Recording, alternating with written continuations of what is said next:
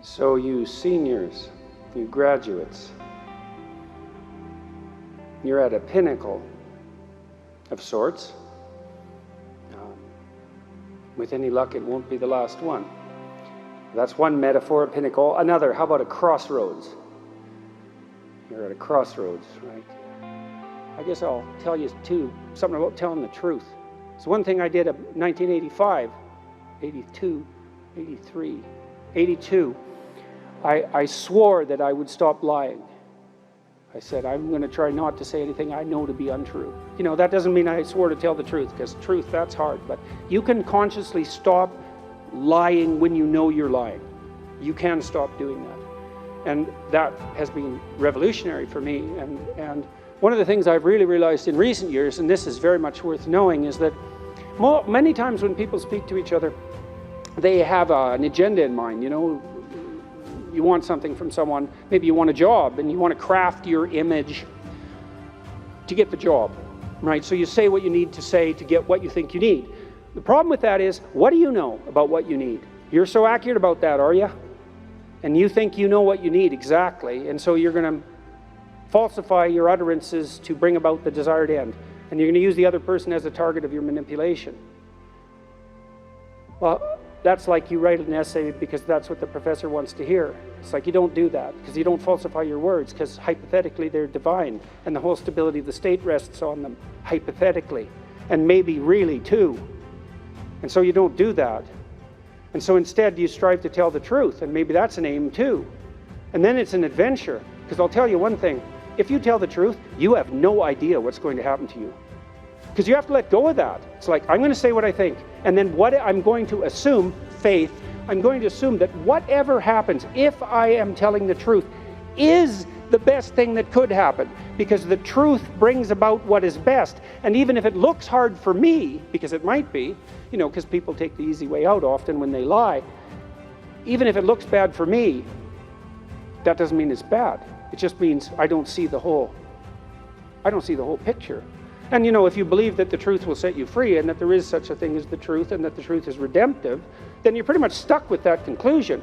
But one of the remarkable things about that, and this really is worth knowing, is that if you do that, you will have your adventure. Right? That's the Abrahamic adventure, you know? The call from God that justifies your life because of the excitement of what you're doing. And the truth does that. And then if it's the truth, man, it's your adventure. Because what bloody adventure are you having if you tell someone else's story? It's not yours. And maybe if it's not yours, it's not good enough for you. And then you suffer, and then you're bitter, and then you're cruel, and then you're resentful. That's not good, or you get arrogant.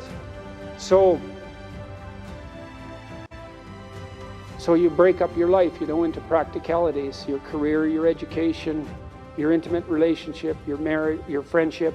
Hopefully your intimate relationship and your marriage are the same thing. Your use of time outside work, your civic duty, you know, and you develop an image for yourself, a vision for yourself on all those fronts, and assume that you can have, with the proper sacrifices, what you need and want. And then I'll say something interesting about that, because that's the pursuit of goods in a practical way, right? And what's valuable in a practical way, in an implementable way. And you pick those pathways and you dedicate yourself to their optimization along any of those axes. And then you learn to optimize an aim. And then you see, once you've learned to optimize an aim across a set of goods, you start to aim at what unites those goods. Because that's what makes goods good. It's whatever is common across a set of goods. That's the highest good, or a higher good. And so by practicing any good in any rigorous sense and making the proper sacrifices in that direction, you simultaneously learn to approach the good that is the sum or the essence of all those proximal goods. And I would say that the essential insistence in Christianity is that the good that unites all those goods is the same good that's reflected in the image of Christ, which is an image of acceptance of the suffering of life and the necessity of serving the lowest as the highest calling. And that's something, and it might be true, like really, actually 100% true, more true than anything else. And I actually think it is, partly because the freest societies that we have, that the world's ever known, the more successful societies, are predicated on precisely that idea as an unshakable foundation, a self-evident truth in the case of your country.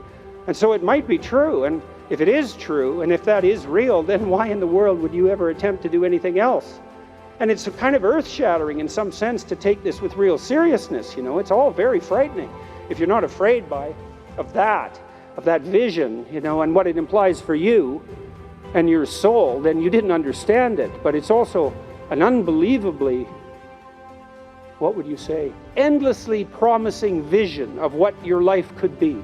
And you know, you might think, well, I need a life so rich that I can justify its suffering.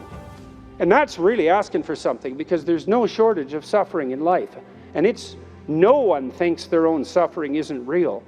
And maybe there's a possibility that there's some aim that's so high that the attempt alone to move in that direction is of sufficient value to act as a panacea for the suffering. And so you could say at the end of your life, oh my God, that was so hard. It was worth it. And so that's the choice you make at the crossroads. If you have any sense, thank you.